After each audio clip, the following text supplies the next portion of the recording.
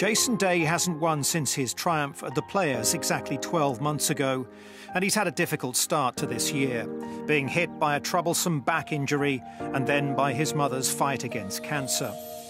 However, after battling with his back and other health problems throughout his career, the Aussie knows all about fighting against adversity.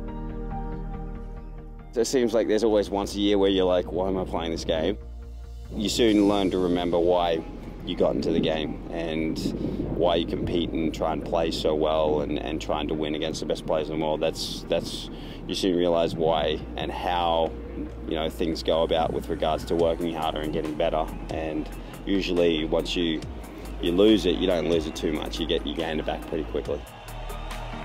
Helping to ensure he does bounce back quickly is the man who's been a constant in Jason's life since well before he turned pro, caddie, coach and mentor Col Swatton. They first got together nearly 2 decades ago when Jason had just lost his father and was struggling to work out his place in the world. He came to my academy when he was 12, when his father passed away of cancer, and he came in and we set about, you know, working together as, you know, coach and as player, and slowly over the course of 17 years, you know, we were able to get to #1.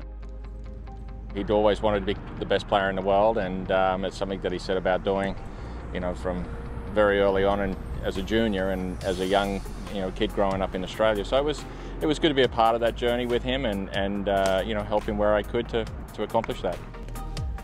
We filmed with the two of them at the Australian Masters back in 2004 when Jason was competing as a 17-year-old amateur.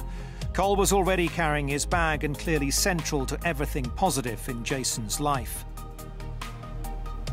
He's been great. He's stuck by me through when my dad died. I met him just after my dad died, and he's supported me all the way, and it's been great having him as a friend and as a coach.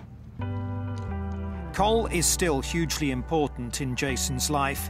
He was the steadying shoulder when Jason was struck with vertigo at the 2015 US Open, and the calming influence later that year as Day won his first major, the PGA Championship at Whistling Straits.